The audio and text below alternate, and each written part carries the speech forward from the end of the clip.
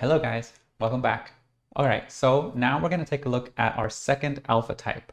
So as with the FESI, we are in a position now where we've seen the other three PI leads, which gives us a good idea of what we would expect to see if this structure is complete. And so if we have this SI concerned Vultology followed by an FE handling Vultology, then theoretically we would see things that converge, let's say, for example, in some ways with the NIFE samples that we saw, but also in other ways with the SITE samples that we saw.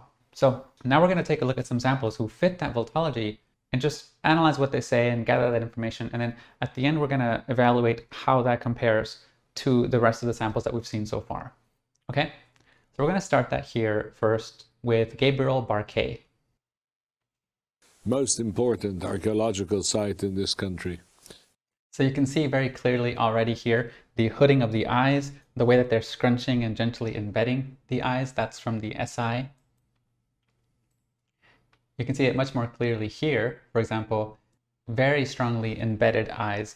There's no resistance or tension in the orbital or perceptual area combating the effects of gravity on the eyes. SI eyes are not always this obvious, but this is kind of an extreme end of what they can look like. Now, if we return here, we can see that he looks off to the side a lot, and he looks forward to the side, and he keeps this very inertial body. His movements are kind of slow and lumbering, and his head is very fixed forward with this kind of concerned look in his eyes. Here you can see the concerned look of SI in the eyes. All this is part of the PI Vultology and the SI specifically.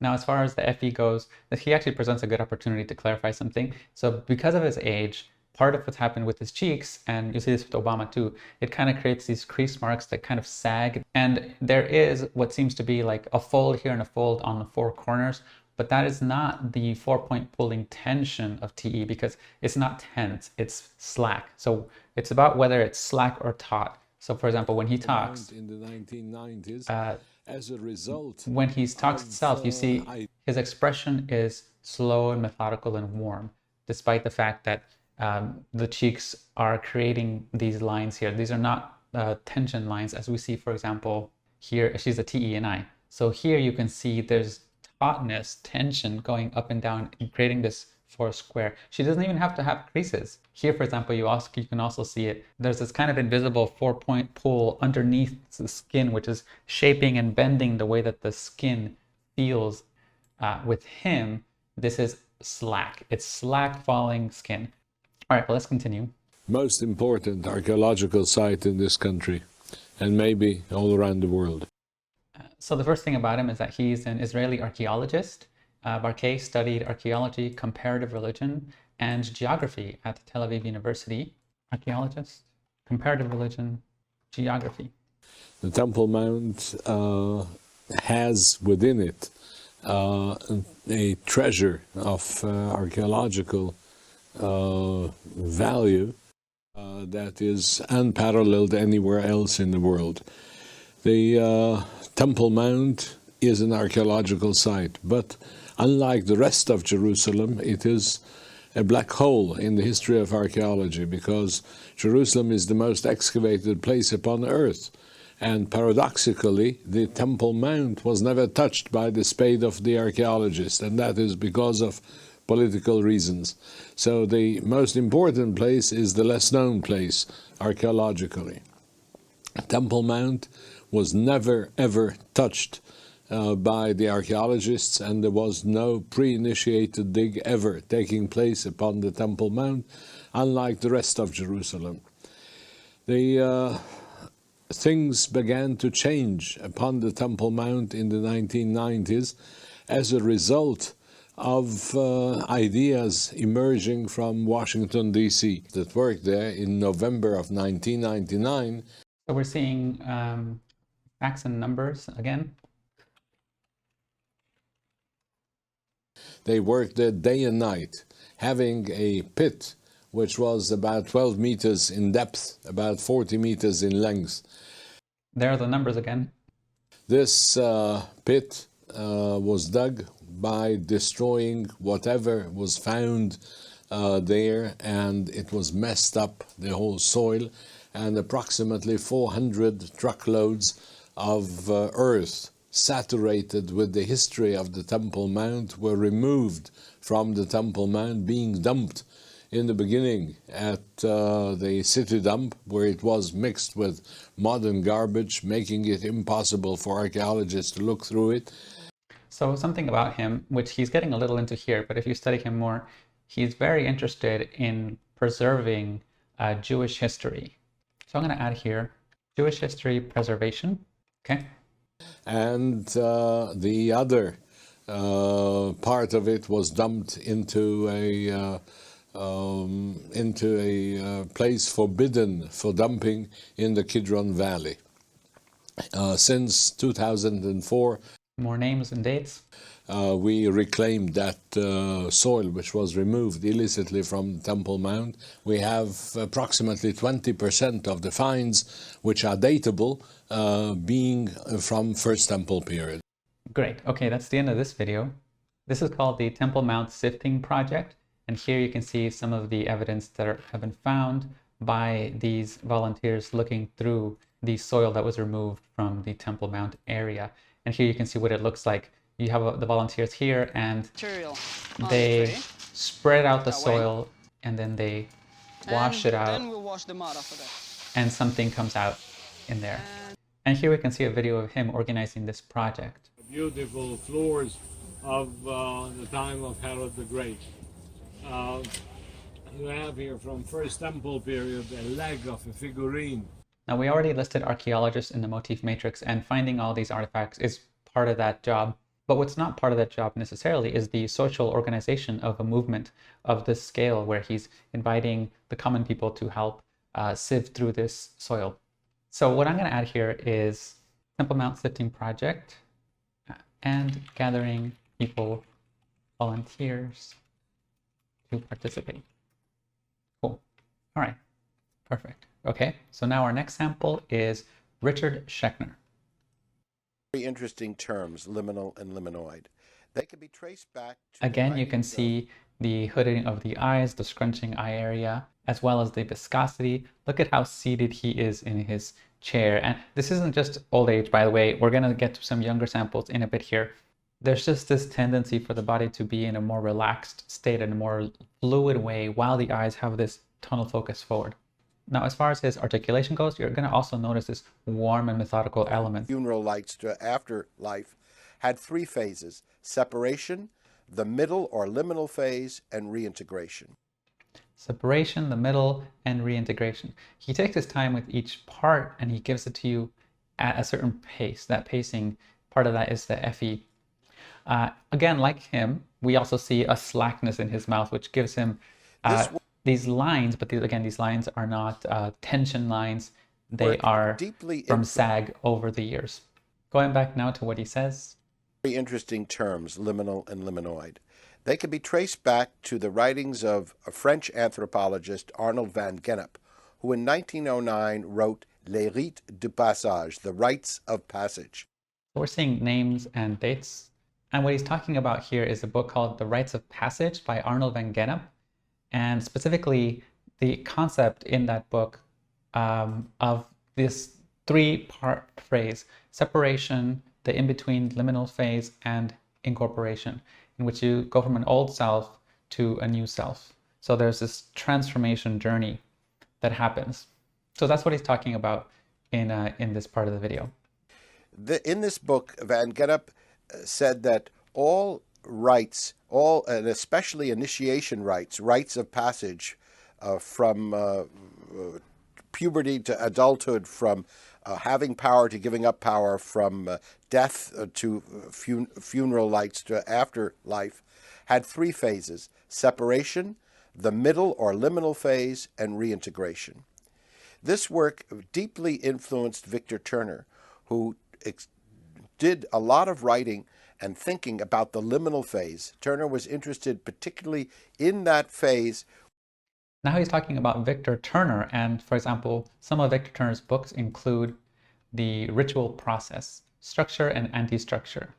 Another book by him is The Forest of Symbols, and another one by Victor Turner is From Ritual to Theater, which brings us to theater. So here it says Richard Schechner is a university professor working at a School of Arts in New York University, and he's the editor of the Drama Review. He has a bachelor's in arts and a master's degree and a PhD. So let me put down here. So first of all, professor, School of Arts. He works in theater, editor of the Drama Review. Schechner became one of the founders of the Performance Studio Department of the School of Arts. Performance Studios Department. Cool. And he founded the Performance Group in New York. Okay, so that's some context as to what he's talking about. Where you're neither here nor there, where in Turner's terms you were betwixt and between, because betwixt and between here, as you see in the diagram. Once you get separated from your identity group, from your social group, and you enter into an initiatory or rite of passage phase, you have not yet got your new identity, but you have lost your old identity. Your ritual is a way of organizing and reorganizing behavior into set patterns. Ritual is a way to organize and reorganize behaviors into set patterns. Okay. Yeah, he has a focus on ritual and transformation through processes. This idea in this diagram of old self, a liminal phase, and then the new self is very much part of the theme of self-transformation. Now remember with the FESIs, we saw a lot of talk about transforming, of changing who you are. We're seeing a bit of that thematic element here with Richard Schechner.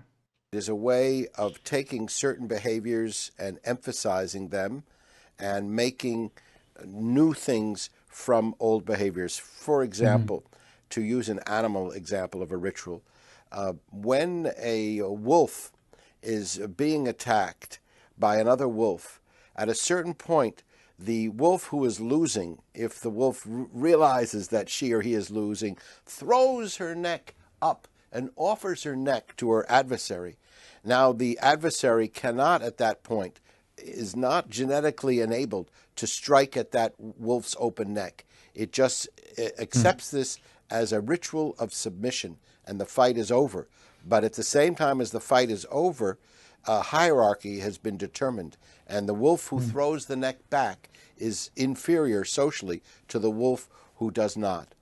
Now, there's elements in what he said of social dynamics, right? But in animal dynamics, but he's using it as a way to illustrate the fact that ritual is important also in human affairs, just as it is even in animal affairs like with wolves. So I'm going to put here, wolves practice rituals of submission and dominance to establish hierarchy.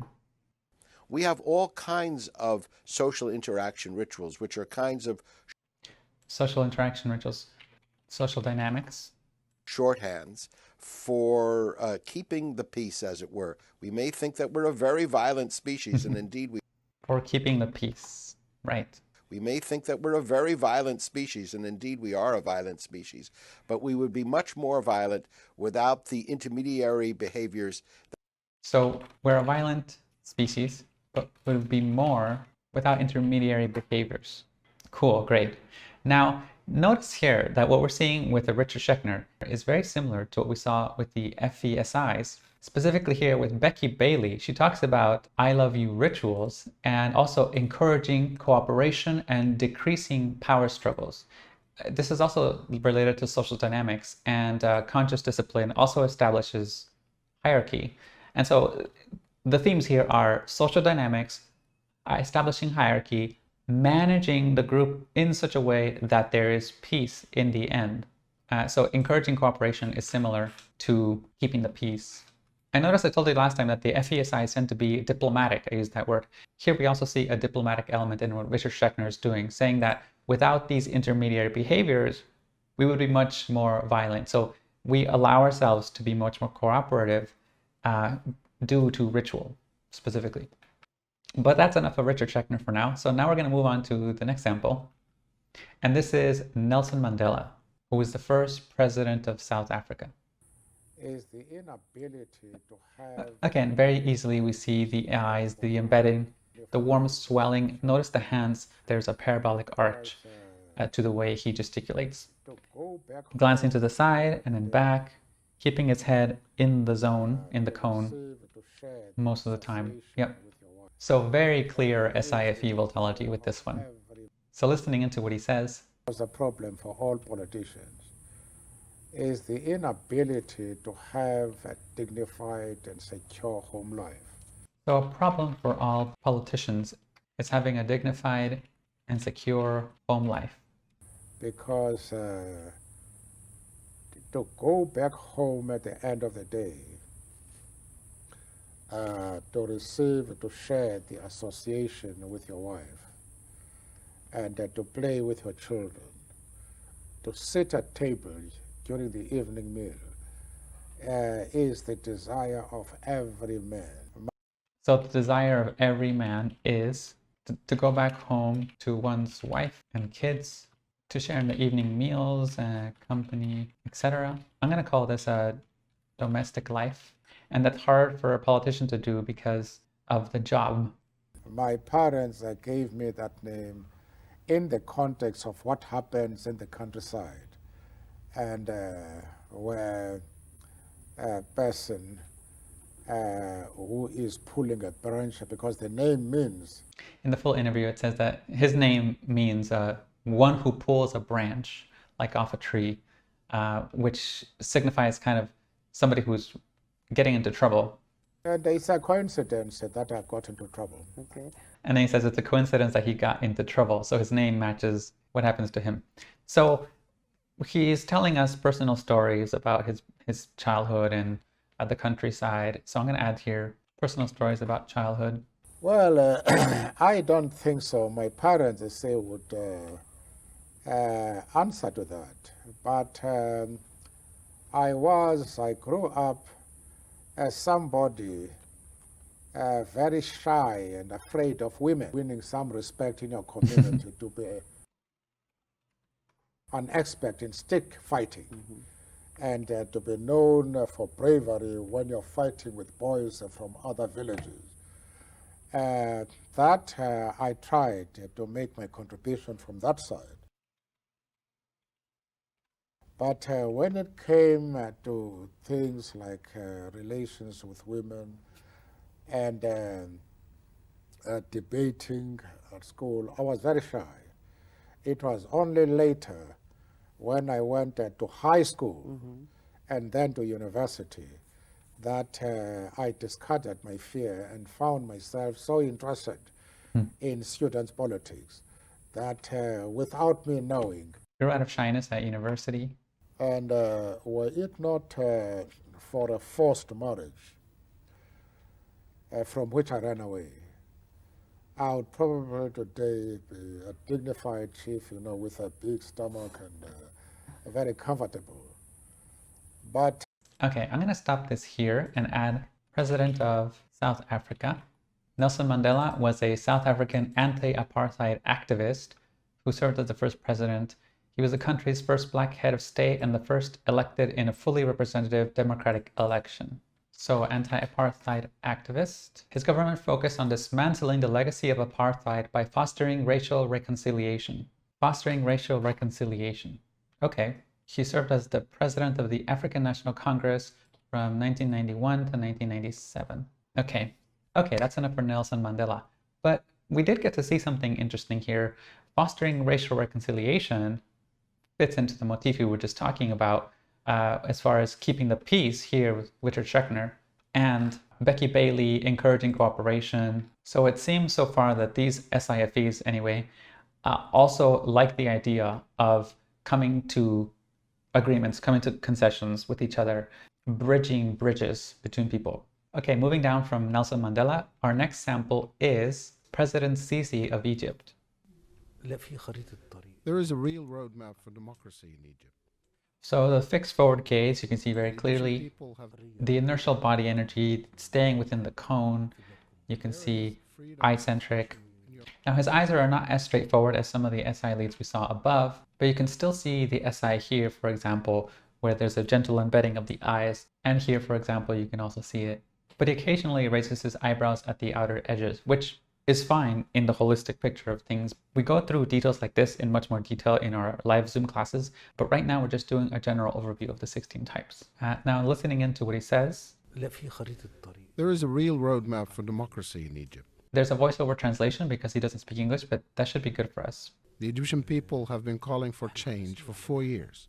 It's our utmost wish to meet their demands and work towards a better democratic future. Now, when he says that there's a real roadmap to democracy in Egypt, that's a complicated statement because it actually means that there's not a democracy in Egypt presently. So President Sisi actually rules in an authoritarian style. He rose to power because the previous regime kind of collapsed. It was kind of dismantled. President of Egypt, authoritarian leader.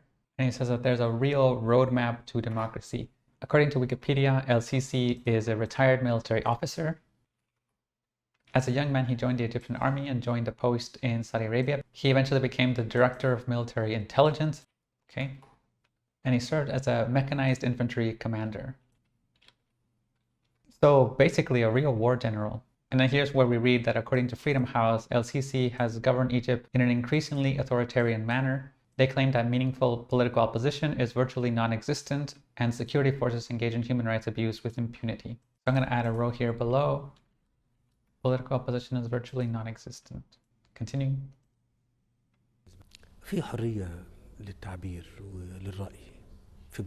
There is freedom of expression in your country and also in ours. I'd like people in Britain to listen to our point of view so they understand us and see what things are like in Egypt. So I think there he was pressed on the point of the freedom of the individuals, and he affirms that there is freedom of expression in Egypt. The people have a right to demonstrate and they can remove me from office. But Egypt faces monumental problems. And in the past, Egypt endured decades of invasion. Don't forget that we're plagued by terrorism along the 1,000-kilometer border with Libya and Sinai and around Egypt. We need stability so the rest of Egyptian society can survive.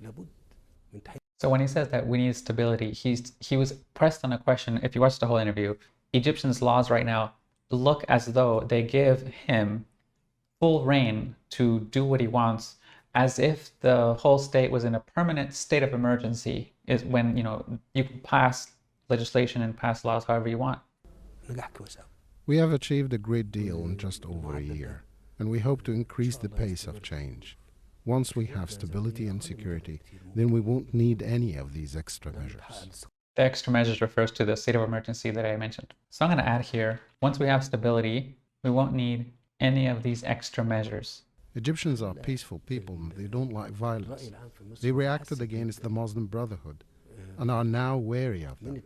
Egyptians are peaceful people, but they reacted with wariness to the Muslim Brotherhood due to the crisis.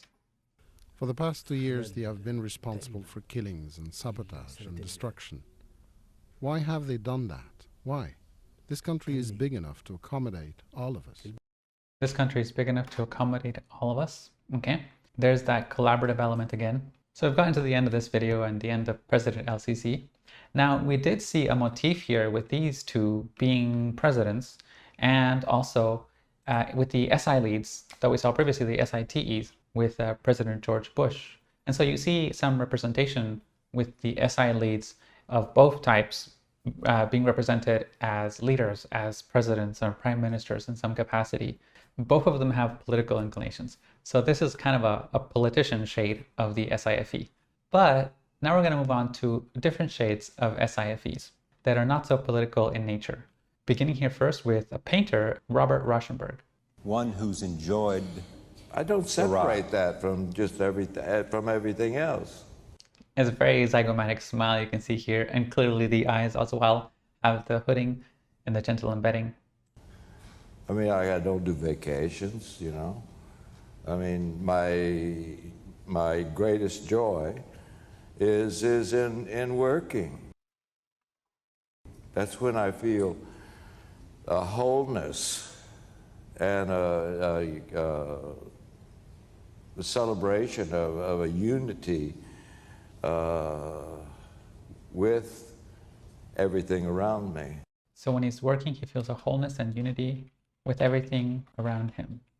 And working specifically means painting here. So Rauschenberg was an American painter and a graphic artist whose early works anticipated the pop art movement. He's well known for his combines, a group of artworks which incorporated everyday objects as art materials and which blurred the distinctions between painting and sculpture. And so here are some examples of his combines. Here you have a goat that's part of the painting below it. Here you have a ladder that's in between two panels, which are part of the same art piece. And here you have an umbrella, a chair, and a few other things kind of just mishmashed together into one sculpture or painting. So combines mixed media between paintings and sculptures. Okay, cool. Rauschenberg was both a painter and a sculptor. Oh, so let's add that. Sculptor. But he also worked with photography, printmaking, papermaking, and performance. Photography, printmaking, papermaking, performance. I always thought that everybody drew. And I was on every, in school, that was the only interesting thing that I did, is I was on every poster committee and, anything that, and they were doing lousy Picassos, lousy Legers, and I had to find out about them. I did go to all the museums I could get into. And painting with my hands, I didn't even want it's a little neurotic, but I didn't even want the brush to come between me and the image. This was a smart I didn't even want the brush to come between me and the image. move. I realized that if I had stayed with this kind of obsession of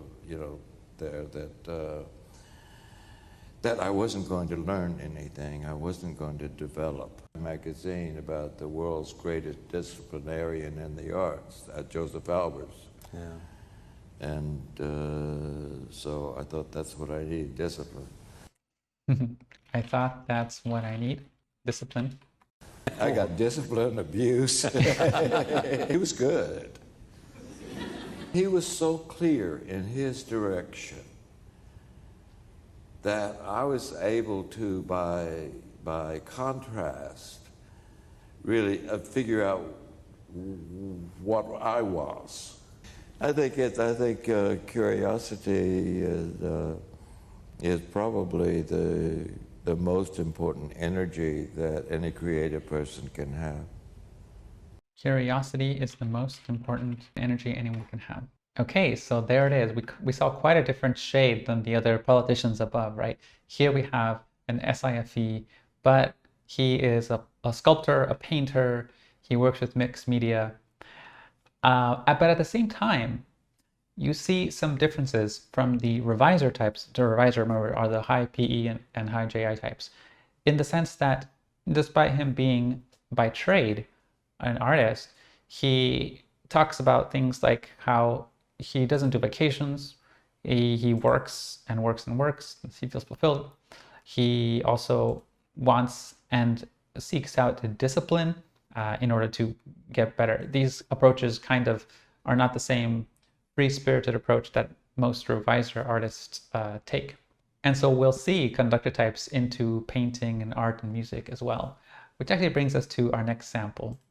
And this is Steve Bayard. Steve Bayard is a musician. Steve Bayard here is a volunteer, so thank you very much, Steve, for helping contribute to the database.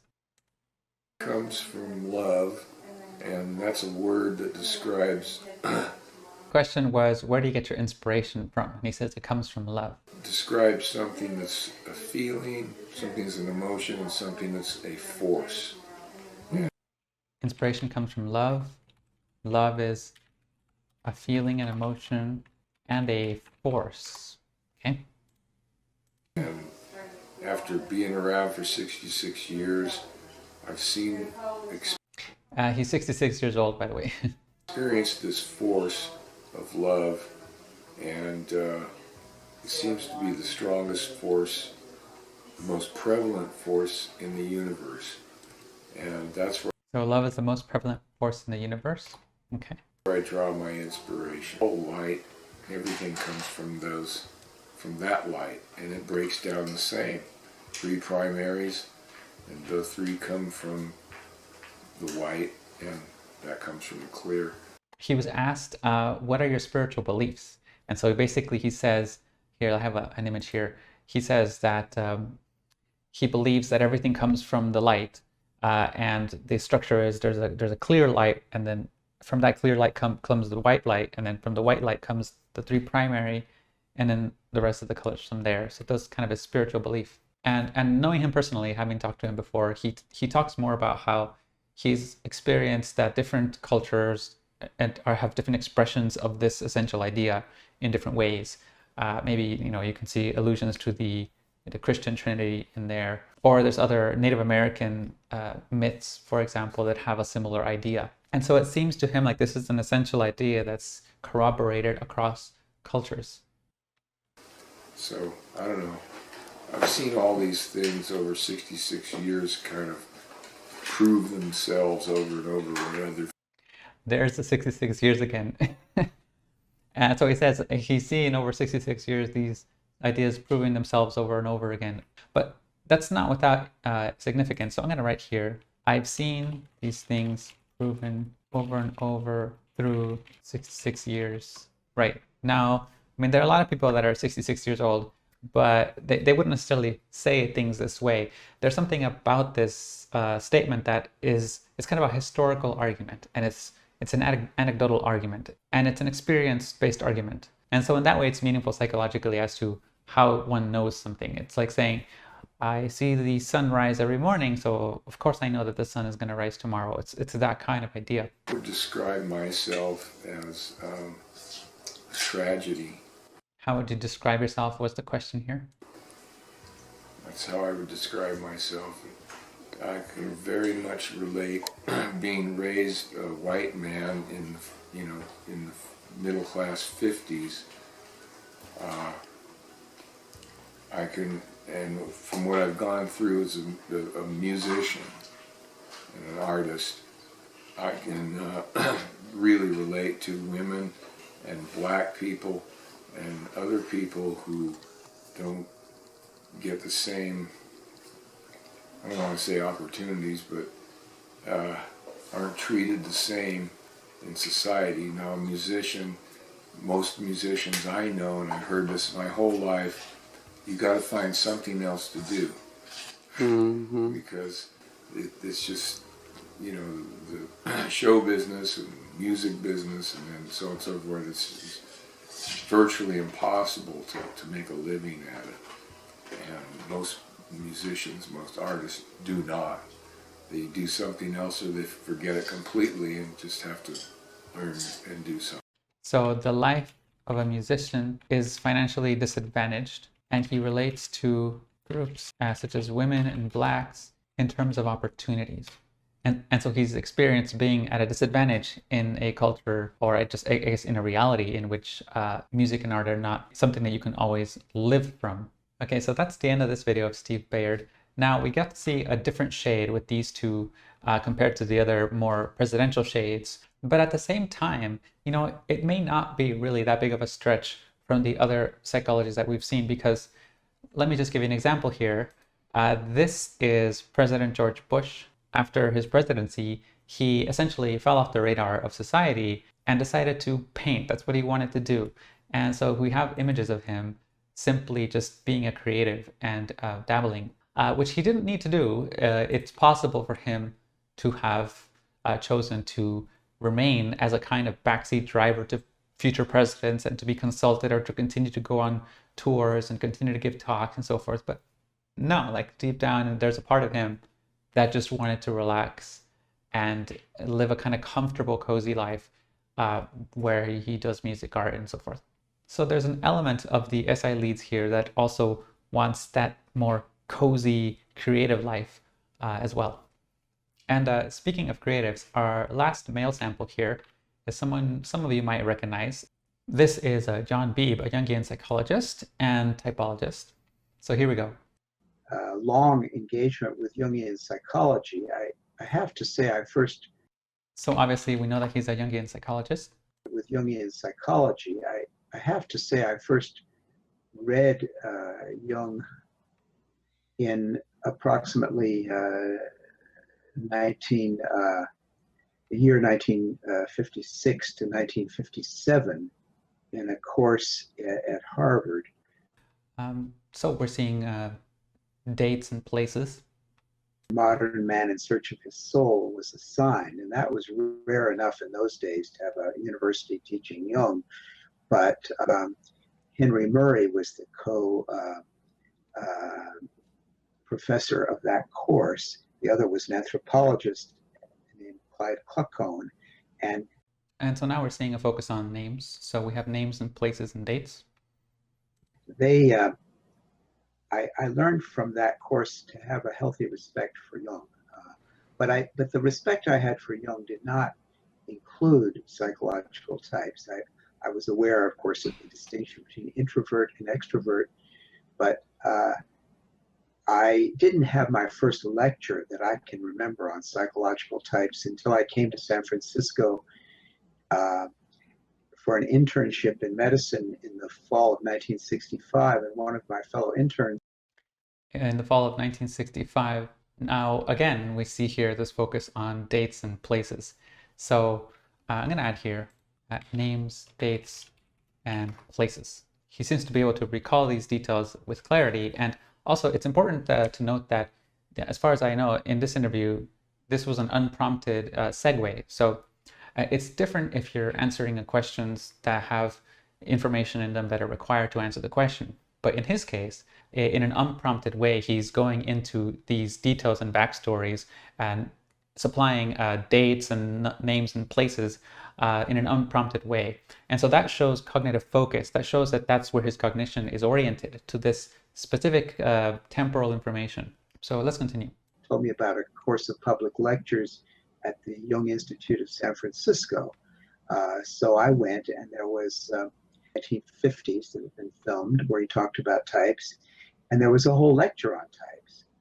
And the man who gave the lecture was a man named Mel Kettner, and he would show the types by showing a round beach ball that had 4 colors. And he would show how if the ball faced one of the colors your way, the other color would be in the back. So that was the 4-function model that I was introduced to. So if you have superior intuition, which would be yellow on the beach ball, then in the back somewhere there would be a green thing that you couldn't see, like the dark side of the moon, which would be sensation. So he's supplying some more narrative information. So I'm going to add here narrative life events, because he's describing life events and what happened to him and etc. And Tom really identified me when I said, I'm not sure what type I am. He said, you're an intuitive type, and that held. But what I found as I got into my own analytic training, starting in 1960. You can see here very clearly the strong SI scowling there, the concerned scowling. Yeah. And again, the viscosity during this whole 2-minute segment, there's just this uninterrupted fixed forward gaze with the scowling and the looking to the sides and back with the inertial energy. So very clearly an SIFE. He was typed by his friend Tom here as an intuitive type, which I don't know specifically what criteria was being used, and maybe he fits that criteria. But in cognitive typology, we don't type that way. We don't type people by saying you're an intuitive type. That's not a discrete category. We don't have letter dichotomies that we rely on to type. So rather than designating whether somebody is let's say an intuitive type, in cognitive typology, we more so figure out whether you're an alpha, beta, gamma, or delta type, and then figure out the energetic. And those two together will give you what type you are, regardless of what 2 letters would be highest in that structure. Now, again, these are different systems, so I'm not necessarily saying that John Beebe is wrong about his type.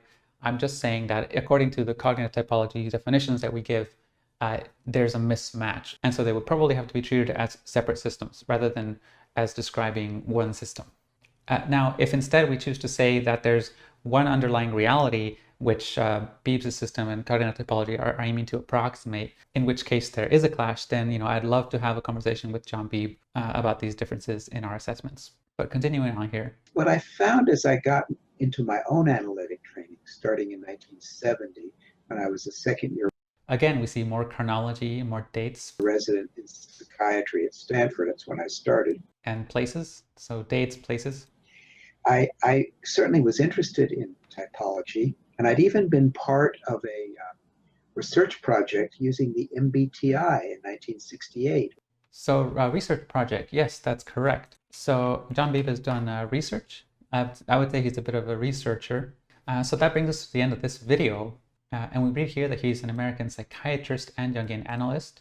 I'm going to add here psychiatrist. He is the past president of the Carl Jung Institute of San Francisco. Okay, and he is a distinguished life fellow of the American Psychiatric Association. And so while we're on the topic, I might as well say a few things about how it relates to CT. So John Beebe does this thing where he takes the 8 functions and then he kind of mishmashes them to 8 Jungian archetypes, assuming in a way that each function would have the role of the archetype. To me, that seems quite forced, and it doesn't seem to be the way that things line up. For example, the puer or the puella archetype, the child, the eternal child, is more correlated to PE, wherever PE happens to be in the function hierarchy. So if a person is a PE lead, they are a kind of embodiment, to some degree, of that puer or puella energy in their whole life and how they express themselves, as we've seen with the sample so far. For example, the NEFIs, how they all seem to have this cartoony energy to them, and they draw cartoons, and they have this fantastical element to them. That's because they are, in a way, embodying the puer or the puella archetype. But not all of these archetypes have representations in the functions, and it's kind of beside the point. So I would caution against the connection of these two in a one-to-one way. That doesn't mean that cognitive type ignores the psychodynamic domain. Actually, that's the 4th layer of CT, which is not what this lecture series is about. And there may be future materials talking about that more. But for now, let's continue on back to the videos that we have here. So we've reached the end of the SiFe male samples. Now we're going to take a look now at the female SiFes.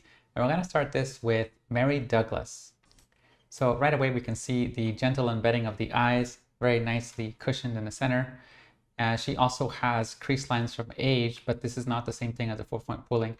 Her energy and her voice. Reflected behavior. You see the reflected behavior when she said that. It has a parabolic motion, the very warm swelling effect. Cognition and society. In line that here to the head push. Everything has that timing, and it takes its time with the impact. That shows the FE presence as well. So Mary Douglas was a British anthropologist known for her writings on human culture and symbology. Symbology, okay. Douglas was considered a follower of Emile Durkheim and a proponent of structuralist analysis with a strong interest in comparative religion. Structuralist analysis and comparative religion. Okay, that gives us a bit of background about her. Analysis into what she says. Much too much interested in cognition as something that was supported by behavior and that reflected behavior, so that it was a cognition and society with a kind of intellectual backgrounds. This ties into anthropology, and so she's focused on how behavior ties into cognition, but also how behavior ties into society, sociology. The mind gets a lot of discomfort from seeing things that don't fit the categories that people are using for thinking about them. So the mind gets discomfort from things that don't fit the categories in use. Yeah. And this was very Durkheimian and Mosian. And I pushed that idea so far through the book that I left out the central message of the book, which was that social life makes the categories. Social life makes the categories. Now the book that she wrote is called Natural Symbols, and it explores, again, the way that humans have used symbols forever, why we use them in society to organize our societies. And so people, at the time when I even concluded the book, and when I read Leviticus, I treated the forbidden foods in Leviticus as cognitive categories. Ways to think, good to think with. So foods in Leviticus were cognitive categories. And she has a book on this as well, Leviticus as Literature. The forbidden foods in Leviticus represent psychological categories that perhaps are to be avoided, or that you have a certain relationship towards them. Good to think with, yes. Which is my great reproach against Lévi-Strauss, you see. Good to think with, right. So it's useful to think in this way. So even in the title here, Leviticus as Literature, you can see this more instrumentalist approach. Representations are good to think with. Lévi-Strauss, you see. Whereas they should have been good for interacting with other people and making an understanding of why we're interacting and what we're doing. And therefore the action part should have been much more to the fore. It was in the book, but nobody took it up because they liked that chapter, the cognitive one, best. And so the rest of the book got lost in both in my thinking in the book and in people's reading of the book, understandably. so that it didn't do what it was meant to do, which was to attack and overturn the excessively intellectualist approach to religion, but to turn it into a behavioral intellectualist. So overturn the excessively intellectualist approach to religion. But to turn it into a behavioral intellectualist approach. Turn it into a behavioralist intellectual approach. Right. For those of you who are familiar with Jordan Peterson's works, it's very much along the same lines as what she's saying here. From anthropology, which is much more anthropological, I thought. It's also, by the way, a very similar approach to Carl Jung. Carl Jung also saw it this way, that pointing out these symbols and how humans would use symbols as structuring agents of society. Okay, we're going to stop with Mary Douglas right here, even though we could go on way longer about her. Now we're going to move on to our final sample, which is Nicole Januszczak. Again, very clearly we see the gentle embedding of the eyes, and the mouth largely has a symmetry to it, and it moves in the 2 points up here. All right, let's listen in. My name is Nicole Januszczak, and I'm the Exploration Program Manager at De Beers Canada. A geologist can work for a variety of different employers, including the government at the federal and provincial levels. So by the way, she's a geologist. You can work in academia at a university or even a high school. I work for a diamond mining and exploration company, and we're actively mining diamonds in Canada today. So she works in diamond mining.